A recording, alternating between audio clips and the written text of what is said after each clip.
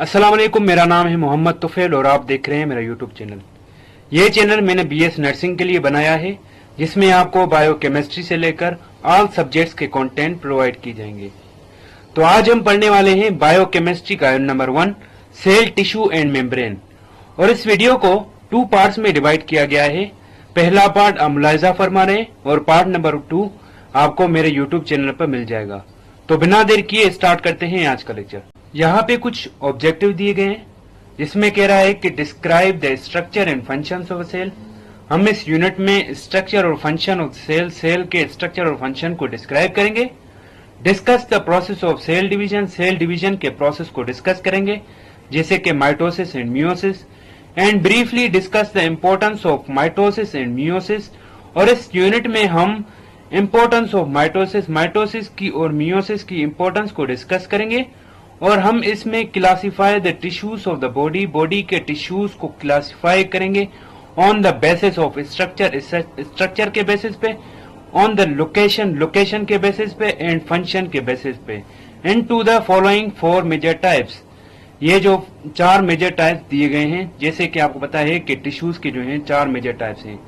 पहला टाइप है epithelial tissue, दूसरा टाइप है कनेक्टिव टिश्यू, तीसरा टाइप है मसल टिश्यू और चौथा टाइप है नर्वस टिश्यू। और यहाँ पे यूनिट के स्टार्टिंग में सेल थ्योरी दी गई है, जिसमें कह रहा है कि all living things are made up of cells. सारे जो जानदार हैं वो सेल से बने हुए हैं। और दूसरी पॉइंट है कि cells are the smallest working units of all living things. और सेल जो है वो स्मॉलेस्ट वर्किंग यूनिट है ऑल लिविंग थिंग्स। सारे जो जानदार हैं उनमें जो स्मॉलेस्ट वर्किंग यूनिट है वो कौन है? सेल है। जैसे कि इसका एग्जाम्पल ये है कि हम ब्रीथिंग लेते हैं, सांस लेते हैं, तो उसमें क्या होता है कि एयर जो है हमारे लंग्स में जाती है, तो वहां पे क्या होता है कि एयर में शामिल होती है ऑक्सीजन। तो ऑक्सीजन क्या होता है कि ऑक्सीजन जो है वो वहां पे अल्वियोलाई सेल्स में जो है ऑक्सीजन और कार्बन डाइऑक्साइड की एक्सचेंज होती है। तो इसका मतलब ये है कि सेल जो है हमारा स्मॉलेस्ट वर्किंग यूनिट है। जो भी हमारे बॉडी में जो वर्क होता है वो कौन परफॉर्म करता है? सेल परफॉर्म करता है। और तीसरी पॉइंट है कि all cells come from pre existing cells through cell division. कह रहा है कि ऑल सेल, जो भी न्यू सेल आते हैं वो जो है प्री एग्जिस्टिंग सेल से आते हैं। प्री एग्जिस्टिंग सेल्स मींस ऐसे सेल्स जो पहले से वजूद करते हों, पहले से मौजूद हों। किसके जरिए? सेल डिवीजन के जरिए। क्या होता है कि पुराने सेल जो हैं वो क्या होते हैं कि वो जो है उनमें से सेल डिवीजन होती है। सेल पहले प्रिपेयर होता है, उसके बाद जो है सेल डिवाइड होता है, तो उसमें से हैं न्यू सेल्स बनते हैं। तो यहाँ पे जो है डेफिनेशन दी गई है, सेल की मशहूर डेफिनेशन है। कह रहा है कि cell is the smallest unit. Cell जो है वो स्मॉलेस्ट यूनिट है that is capable of performing life functions, जिसके पास ये सलाहियत है कि वो जो है लाइफ के फंक्शंस को परफॉर्म कर सके। जैसे कि मैंने एग्जांपल दिया था ब्रीथिंग का, जो उसमें जो है अल्वियोलाई जो होते हैं, अल्वियोलाई सेल्स जो होते हैं वो जो है लाइफ का फंक्शंस मींस परफॉर्म करते हैं। उसमें जो है ऑक्सीजन और कार्बन डाइऑक्साइड की मींस एक्सचेंज होती है। तो इसका मतलब ये है कि लाइफ के जो भी फंक्शंस होते हैं उसको कौन परफॉर्म करता है? सेल परफॉर्म करता है। और दूसरी पॉइंट है कि cell arise from existing cells. New जो सेल्स होते हैं, जो न्यू सेल्स होते हैं वो कहां से आते हैं? एग्जिस्टिंग सेल से आते हैं। जो मींस पुराने जो सेल्स हैं जो पहले से मौजूद हैं उनमें से न्यू सेल्स आते हैं by the process of cell division, cell division के प्रोसेस। और यहाँ पे जो है टाइप्स दिए गए हैं सेल्स के। जैसे कि आपको पता है कि सेल के जो है वो 2 टाइप होते हैं। सेल को जो है 2 टाइप्स में मींस डिवाइड किया गया है। पहला टाइप है प्रोकैरियोटिक सेल और दूसरा टाइप है यूकैरियोटिक सेल। अब पढ़ते हैं प्रोकैरियोटिक सेल। जैसे कि आपको पता है कि प्रो का मतलब है फॉल्स और कैरियोटिक का मतलब है न्यूक्लियस। ऐसा सेल जिसमें फॉल्स न्यूक्लियस हो उसको कहते हैं प्रोकैरियोटिक सेल। तो आप सोचते होंगे कि फॉल्स न्यूक्लियस का मतलब क्या है? फॉल्स न्यूक्लियस का मतलब ये है कि इसमें जो न्यूक्लियस होता है उसके बाहर जो है न्यूक्लियर मेम्ब्रेन नहीं होती। ये जो है इसकी अरेंजमेंट जो होती है वो ऐसे ही होती है जैसे आप देख रहे हैं यहाँ पे मींस डायग्राम में। और यहाँ पे कह रहा है कि do not have structure surrounded by membranes. इसमें जो हैं जो स्ट्रक्चर्स होते हैं वो मेम्ब्रेन से सराउंड नहीं होते। जैसे कि आपको पता है कि हमारे पास जो न्यूक्लियस होता है उसके बाहर भी मींस मेम्ब्रेन होती है, डबल मेम्ब्रेन होती है, और दूसरे जो भी मींस ऑर्गेनेल्स होते हैं वहां उनके ऊपर भी जो है मेम्ब्रेन होती है। पर प्रोकैरियोटिक सेल में जो है वो ऐसा नहीं होता। इनके जो स्ट्रक्चर्स होते हैं उनके बाहर जो है मेम्ब्रेन नहीं होती। और इसमें जो है फ्यू इंटरनल स्ट्रक्चर, इसमें जो इंटरनल स्ट्रक्चर्स हैं वो फ्यू होते हैं, थोड़े होते हैं, ज्यादा नहीं होते।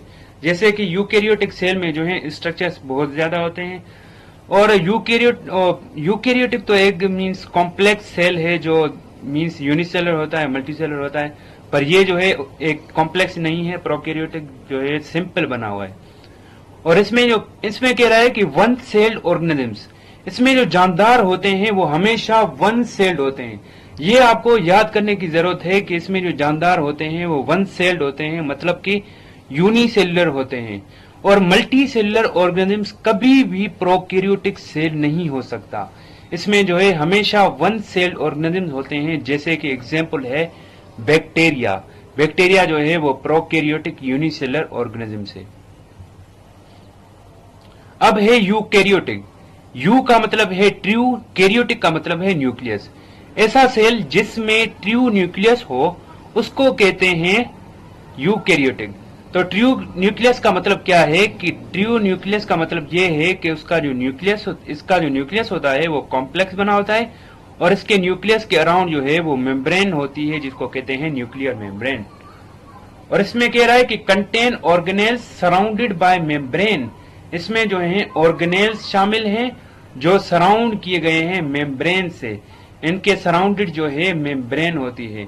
ये आप देख सकते हैं कि इसमें जो है ये ऑर्गेनेल्स हैं, जैसे कि न्यूक्लियस है, वैक्यूल है, गोल्जी बॉडी है और क्लोरोप्लास्ट है। ये तो प्लांट का सेल है, और ये एनिमल का सेल है। जैसे एनिमल के सेल में जो है न्यूक्लियस होता है, राइबोसोम्स होते हैं, गोल्जी अपैरेटस होता है, और एंडोप्लाज्म रेटिकुलम होता है। तो इसी तरीके से इसमें कह रहा है कि मोस्ट लिविंग ऑर्गेनिजम्स, इसमें जो मोस्ट लिविंग ऑर्गेनिजम्स जो होते हैं वो यूकैरियोटिक होते हैं।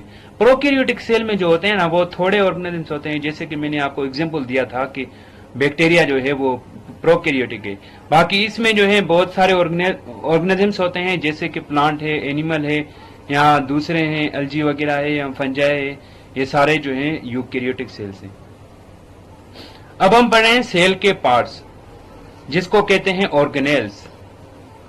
और ऑर्गेनेल्स को हम कहते हैं कि ऑर्गन ऑफ द सेल। जैसे कि हमारी बॉडी में जो ऑर्गन्स होते हैं उसको कहते हैं ऑर्गन्स, और ऑर्गन्स ऑफ द सेल, ऐसे ऑर्गन जो सेल में मौजूद हो उसको कहते हैं ऑर्गेनेल्स। अब सराउंडिंग पढ़ रहे हैं सेल की सराउंडिंग क्या है। ये सेल की सराउंडिंग है जिसको कहते हैं सेल मेम्ब्रेन। और प्लांट के अलावा जो है दूसरे ऑर्गेनिजम्स हैं उसमें सेल मेम्ब्रेन होती है। जैसे कि हम ह्यूमंस हैं या एनिमल्स वगैरह हैं उनमें सेल मेम्ब्रेन पाई जाती है।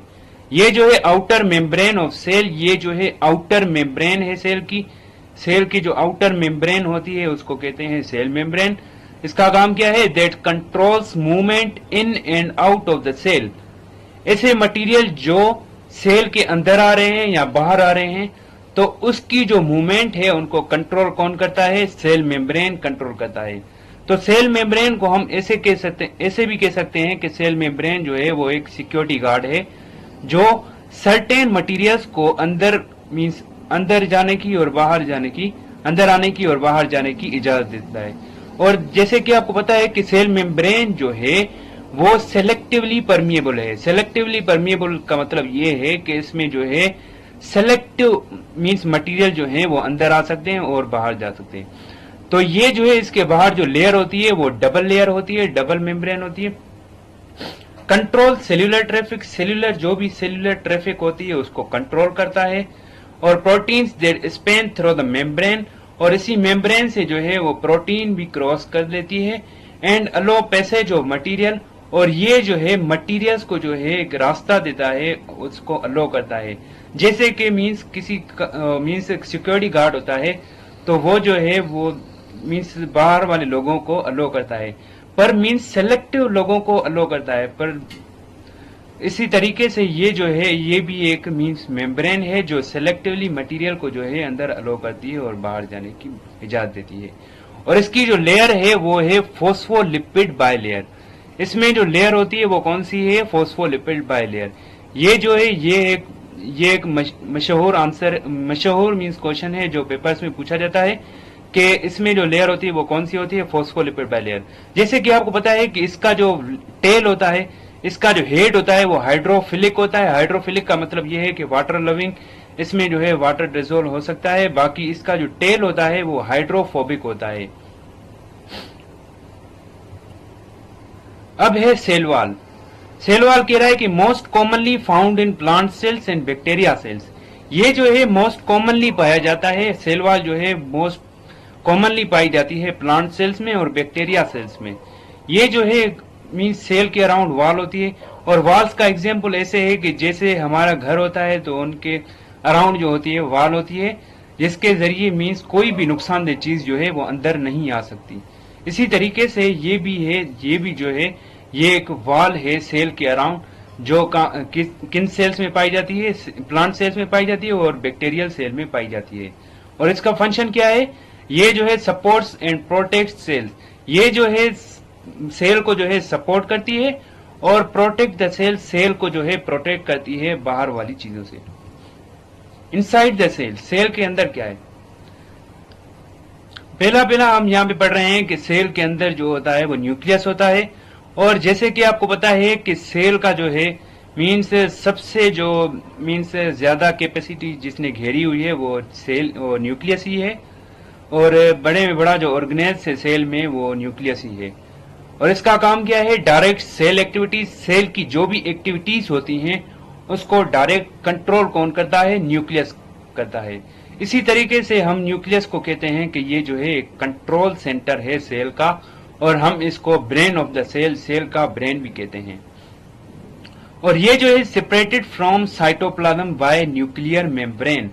और ये जो है साइटोप्लाज्म से सेपरेट किया गया है by the nuclear membrane, nuclear membrane के जरिए।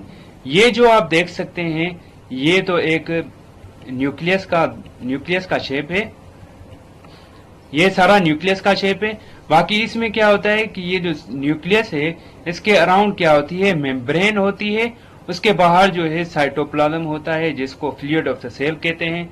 तो इसमें जो है अराउंड वॉल होती है जिसका नाम है न्यूक्लियर मेम्ब्रेन। और कह रहा है कि कंटेन्स जेनेटिक मटेरियल। और इसमें अंदर क्या शामिल होता है? जेनेटिक मटेरियल शामिल होता है जिसका नाम है डीएनए, डीऑक्सीराइबोन्यूक्लिक एसिड। और इसकी अगर शेप की बात करें तो न्यूक्लियस का शेप जो है वो स्फेरिकल शेप है। और ये जो है visible when cell is not dividing. Cell जब डिवाइड नहीं होता तब ये विजिबल होता है, बाकी जब सेल डिवाइड होता है तो ये जो है विजिबल नहीं होता। तो इसी तरीके से contains RNA for protein manufacture. इसमें जो है आरएनए शामिल होता है जिसका काम क्या है? Protein manufacture. प्रोटीन मैन्युफैक्चरिंग में इसका फंक्शन, इसका अहम रोल है। तो उसके बाद है न्यूक्लियर मेम्ब्रेन। न्यूक्लियर मेम्ब्रेन जो है ऐसी मेम्ब्रेन जो न्यूक्लियस के अराउंड हो उसको कहते हैं न्यूक्लियर मेम्ब्रेन। तो इसका फंक्शन क्या है? Surrounds nucleus. ये जो है न्यूक्लियस के सराउंड से, सराउंडिंग में मींस न्यूक्लियस के बाहर जो वॉल लगी हुई है इसको कहते हैं nuclear membrane. Made of 2 layers. ये भी जो है वो 2 लेयर्स से बनी हुई है, इसमें 2 लेयर्स हैं। और इसमें जो है openings allow material to enter and leave nucleus. इसमें अंदर छोटी छोटी ओपनिंग्स होती हैं, होल्स होते हैं, जिसके जरिए जो है न्यूक्लियस में अंदर मटेरियल जो है वो इंटर हो सकते हैं और लीव भी कर सकते हैं। तो उसके बाद है क्रोमोसोम्स। क्रोमोसोम्स जो हैं वो कहां पाए जाते हैं? इन न्यूक्लियस पाए जाते हैं। तो इसकी अगर लोकेशन की बात करें तो ये जो है क्रोमोसोम्स कहां पे पाए जाते हैं? न्यूक्लियस में पाए जाते हैं। और ये जो है किससे बने हुए हैं? डीएनए से बने हुए हैं। और इसमें जो है क्या शामिल है? Contains instructions. इसमें जो है हिदायत शामिल हैं for traits and characteristics. Traits जो हैं वो हम कहते हैं कि जो हमारे वालिदैन से हम में कन्वर्ट होते हैं। मिसाल की बात पर हम मिसाल देते हैं कि इसका जो नोज है वो फादर पे गया है या इसकी आईज जो है वो मदर पे गई हैं। ये जो मीन्स सेम जो मीन्स होते हैं मीन्स वालदेन से जो है हम में आते हैं, इनको कहते हैं ट्रेड्स और कैरेक्टरिस्टिक खुसूसियात। और ये जो खुसूसियात और ट्रेड्स होती हैं वो किस में शामिल होती हैं? क्रोमोसोम्स में शामिल होती हैं, जीन्स के सूरत में। और usually in the form of chromatin, ये जो है एक मीन्स आमतौर पर क्रोमेटिन की फॉर्म में होता है। क्रोमेटिन जो है धागे नुमा शेप के होते हैं। क्रोमेटिन कंटेन्स जेनेटिक इंफॉर्मेशन, इसमें जो है क्या शामिल है? जेनेटिक इंफॉर्मेशन शामिल है। जेनेटिक जो जीन्स होते हैं, जो वालदेन से हम में आते हैं जीन्स, उनमें जो जीन्स में सारी इंफॉर्मेशन होती है वो किस में शामिल होती है? क्रोमोसोम्स में होती है। कंपोज्ड ऑफ डीएनए, और जैसे कि मैंने आपको कहा था कि ये जो है डीएनए से बना हुआ है। Thicken for cellular division, cell जब डिवाइड होता है, सेल जब डिवीजन होती है तो ये थिक हो जाता है। बाकी पहले जो है आमतौर पर ये जो है क्रोमेटिन की फॉर्म में होता है, मीन्स धागे नुमा शेप में होता है। बाकी जब सेल डिवाइड होता है तब ये जो है थिक हो जाता है। सेट नंबर पर स्पीशीज, इसमें जो है नंबर पर स्पीशीज होती हैं। हर स्पीशीज में जो है इसका सेट नंबर होता है। जैसे कि 23 पेयर्स फॉर ह्यूमन, ह्यूमन में जो है, इंसान में जो है 23 पेयर्स ऑफ क्रोमोसोम्स होते हैं।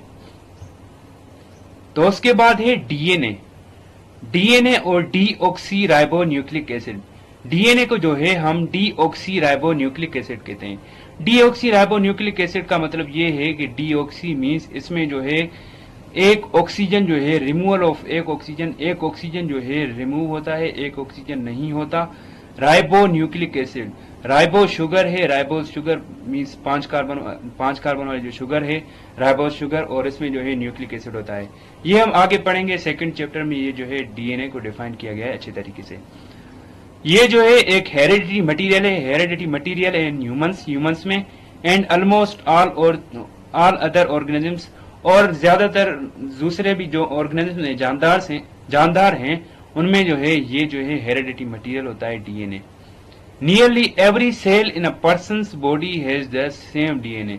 कह रहा है कि तकरीबन हर सेल जो होता है हमारे पर्सन्स की बॉडी में, उनमें जो है डीएनए सेम डीएनए होते हैं। तकरीबन 99% डीएनए जो होते हैं ह्यूमंस में सेम ही होते हैं, बाकी 1% डीएनए जो होता है वो डिफरेंट होता है। कह रहा है कि most DNA is located in the cell nucleus.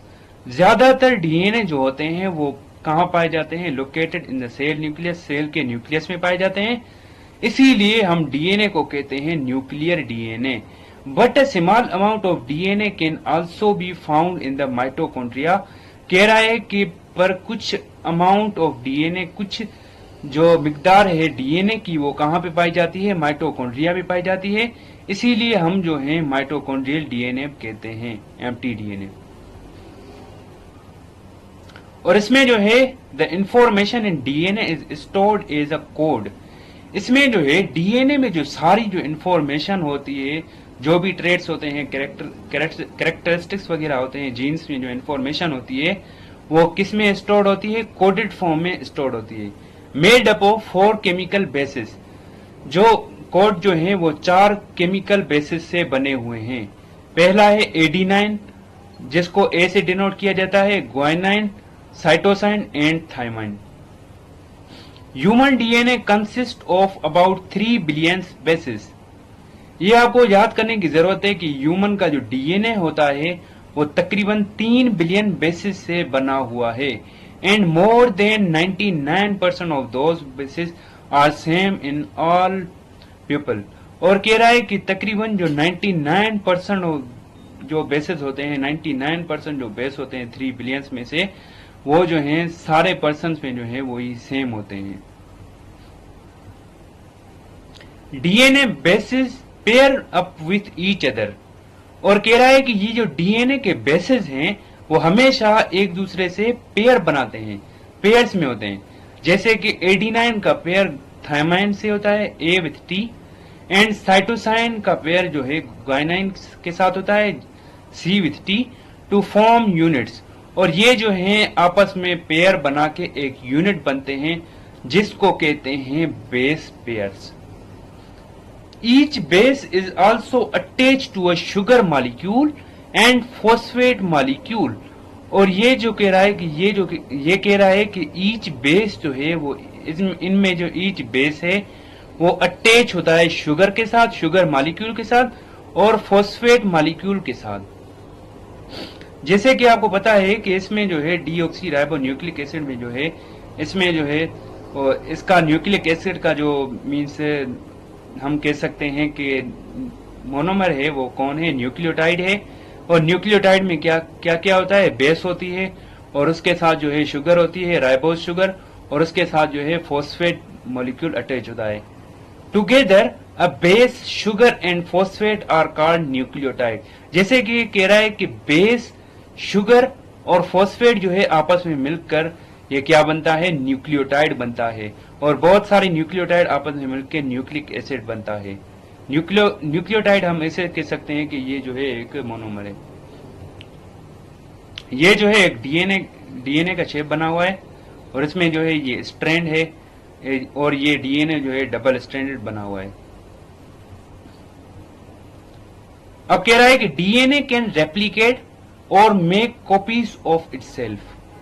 DNA जो है वो खुद को क्या करता है, रेप्लिकेट करता है और अपनी जो है अपनी ही बहुत सारी कॉपीज बनाता है।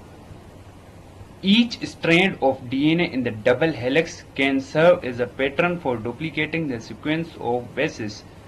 और कह रहा है कि ईच स्ट्रैंड जो है डीएनए में डबल हेलिक्स का जो ईच स्ट्रैंड है वो क्या करता है, सीक्वेंस ऑफ बेसिस की सीक्वेंस को डुप्लीकेट करता है। जैसे कि आप ये देख सकते हैं कि ये जो है स्ट्रैंड बने हुए हैं, एक स्ट्रैंड ये जो है पहला स्ट्रैंड है, ये दूसरा स्ट्रैंड है और इसमें जो है ये क्या बनते हैं, ये जो है बेस पेयर बनाता है। और कह रहा है कि this is critical when cells divide. जब सेल डिवाइड होता है ये क्या हो जाता है, क्रिटिकल हो जाता है, पेचीदा है, मुश्किल हो जाता है। क्यों? क्योंकि each new cells need to have an exact copy of the DNA present in the old cell. क्योंकि हर न्यू सेल जो बनने जा रहा है वो चाहता है कि हमें जो है वो एग्जैक्ट कॉपी मिले डीएनए की, जो डीएनए प्रेजेंट है किसमें, ओल्ड सेल में। जो भी पुराने सेल्स में डीएनए मौजूद है तो न्यू सेल्स चाहते हैं कि जब हम बने तो हमें जो है डीएनए की एग्जैक्ट कॉपी हो जो प्रेजेंट हो ओल्ड सेल्स में। अब इसके बाद है साइटोप्लाज्म। हमने न्यूक्लियस में अंदर जो मीन्स डीएनए वगैरह थे हमने पढ़ लिए।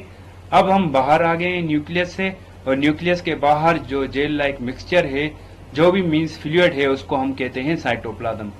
और साइटोप्लाज्म क्या है, जेल लाइक मिक्सचर है, एक जेली लाइक मिक्सचर है सराउंडेड बाय सेल मेम्ब्रेन। इसके सराउंडेड जो है वो सेल मेम्ब्रेन है, सेल मेम्ब्रेन के सराउंडेड मीन्स अंदर है सेल मेम्ब्रेन के। और ये जो है इसमें क्या शामिल है, इसमें जो है इसमें भी कंटेन्स हेरेडिटी मटेरियल, इसमें जो है हेरेडिटी मटेरियल शामिल है। और अब है एंडोप्लाज्मिक रेटिकुलम। एंडोप्लाज्मिक रेटिकुलम कह रहा है कि moves material around in cell.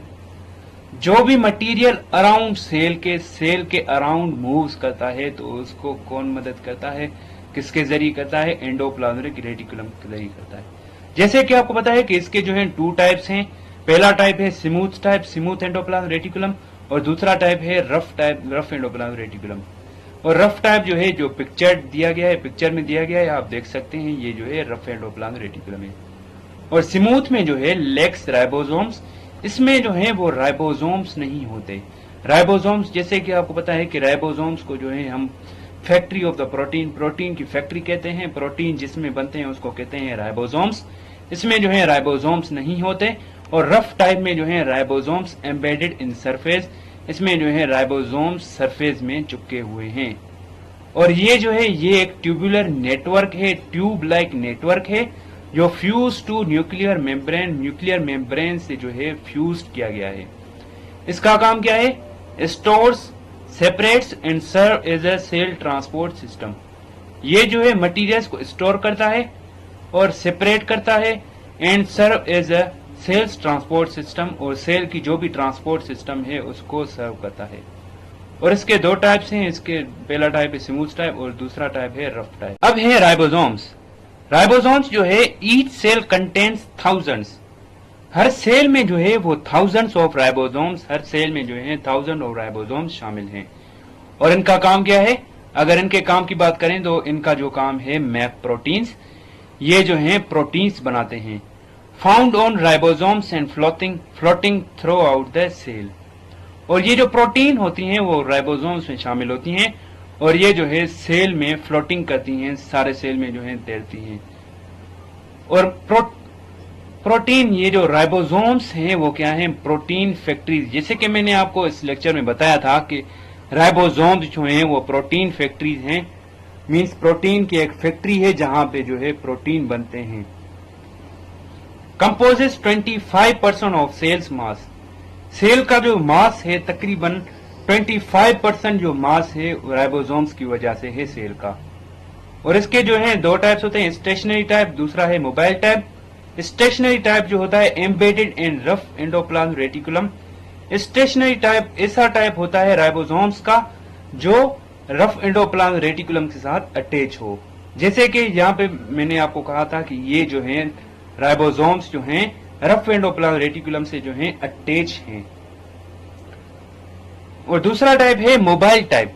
Mobile type जो है injects proteins directly into cytoplasm, और इसमें जो है प्रोटीन्स जो हैं साइटोप्लाज्म में होती हैं, वहां पे जो है इंजेक्ट होती हैं। और उसके बाद है माइटोकॉन्ड्रिया। माइटोकॉन्ड्रिया जो है produces energy through chemical reactions. ये जो है केमिकल रिएक्शन के जरिए एनर्जी प्रोड्यूस करता है माइटोकॉन्ड्रिया। जैसे कि आपको पता है कि हम जो खाना वगैरह खाते हैं, जो भी फूड वगैरह खाते हैं, तो उसको डाइजेशन होती है, तो उसको जो है ब्लड के जरिए उसका जो एनर्जी वगैरह होती है, जो भी मींस न्यूट्रिएंट्स वगैरह होते हैं, कार्बोहाइड्रेट्स, प्रोटीन्स या कुछ भी होता है, तो वो असिमिलेट होता है मींस ब्लड में, और उसमें जो है एनर्जी शामिल होती है। तो उसमें जो है माइटोकॉन्ड्रिया के जरिए वो एनर्जी बनती है, कार्बोहाइड्रेट के जरिए वो जो एनर्जी बनती है एटीपी के फॉर्म में। तो ये कह रहा है कि break down fats and carbohydrates, ये जो है फैट्स और कार्बोहाइड्रेट्स को ब्रेक डाउन करता है, तो उसमें से फैट और कार्बोहाइड्रेट्स में से क्या बनाता है? एनर्जी बनाता है। कंट्रोल्स लेवल ऑफ वाटर, और दूसरा इसका फंक्शन ये है कि ये जो है वाटर की लेवल को कंट्रोल करता है। And other materials in cell, और दूसरे जो भी मटेरियल है सेल में उनको कंट्रोल करता है।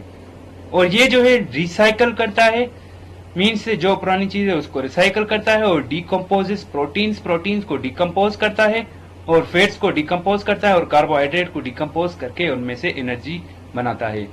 और इसी को हम कहते हैं कि powerhouse of the cell. ये जो है एक पावर हाउस है सेल का, जो सेल में जो भी पावर हाउस मीन्स जो भी एनर्जी वगैरह होती है एटीपी ये बनाता है। और इसकी अगर लेयर की बात करें तो ये जो है डबल लेयर्ड आउटर मेम्ब्रेन है। इसकी आउटर मेम्ब्रेन में डबल लेयर्ड है with inner folds called cristae. और इसके अंदर जो है इनर फोल्ड्स होते हैं, ये जो आप देख सकते हैं फोल्ड्स वगैरह हैं, जिसको हम कहते हैं क्रिस्टी। और उसके बाद है गोल्जी बॉडीज, जिसको कहते हैं गोल्जी अपैरेटस या गोल्जी कॉम्प्लेक्स। और ये जो इसका अगर काम की अगर बात करें तो इसका काम है पैकेजिंग। ये जो है जो भी मटेरियल सेल में होते हैं उसको पैकेज करता है, पैकेट्स में बनाता है। तो हम इसके लिए एक मशहूर वर्ड यूज करते हैं कि इसको हम कहते हैं कि post office of the cell. जो भी means post office of the cell, cell की जो पोस्ट ऑफिस है उसको कहते हैं Golgi body. Move materials within the cell, और इसमें जो है मटेरियल, ये जो है मटेरियल्स को मूव करवाता है विद इन द सेल, और move materials out of the cell, और जो भी material out of the cell cell के बाहर जाता है उसको मूव करवाता है। Composed of numerous layers forming a sac, और ये जो है न्यूमरियस लेयर्स बहुत सारी लेयर से बना हुआ है, और फॉर्मिंग अ सेक ये जो है मेम्ब्रेन के बाहर एक सेक बनाता है, जिसके जरिए जो है मेम्ब्रेन, जिसके जरिए जो है जो भी मटेरियल है वो बाहर जा सके और अंदर आ सके। और उसके बाद है लाइजोसोम। हम इसको सुसाइडल बैग कहते हैं। सुसाइडल बैग मीन्स जो भी सेल्स वगैरह खराब हो जाते हैं या सेल डेब्रेज हो जाते हैं तो उनको जो है ऑटोफेगी के प्रोसेस से ये जो है अपने अंदर जो है डाइजेस्ट कर लेता है। और इसकी अगर फंक्शन की बात करें तो ये जो है digest for proteins, fats and carbohydrates. ये जो है प्रोटीन्स, फैट्स और कार्बोहाइड्रेट को डाइजेस्ट कर लेता है और transports undigested material to cell membrane for removal. और अनडाइजेस्टेड मटेरियल, जो भी मटेरियल जो है डाइजेस्ट नहीं होते या सेल डेब्रिस, खराब सेल होते हैं, तो उसको जो है सेल मेम्ब्रेन के जरिए जो है ये क्या कर लेता है, रिमूव कर लेता है। और कह रहा है कि cell breaks down if lysosome explodes. अगर लाइसोसोम फट जाए, एक्सप्लोड्स हो जाए, तो सेल भी क्या हो जाएगा, ब्रेक हो जाएगा, टूट जाएगा। तो उसके बाद है वैक्यूल्स। वैक्यूल्स कह रहा है कि membrane bound sac for storage, digestion and waste removal. ये जो है एक मेम्ब्रेन बाउंड सेक है और किसके लिए है, फॉर स्टोरेज। इसमें जो है मटेरियल्स स्टोर होते हैं, जो भी खराब सेल्स होते हैं या दूसरे सेल होते हैं या सेल डेब्रिस होते हैं, या जो भी मटेरियल होता है वो स्टोर होता है। और इसमें जो है डाइजेशन होती है, डाइजेस्ट होता है, एंड वेस्ट रिमूवल, जो भी वेस्ट रिमूवल होते हैं, वेस्ट वगैरह होते हैं, वो इसमें स्टोर होते हैं या रिमूव होते हैं। मिसाल की बात पर ये जो है वैक्यूल जो है वो प्लांट्स में पाया जाता है, और प्लांट्स में जो भी वेस्ट वगैरह होते हैं वो यहाँ पे होते हैं।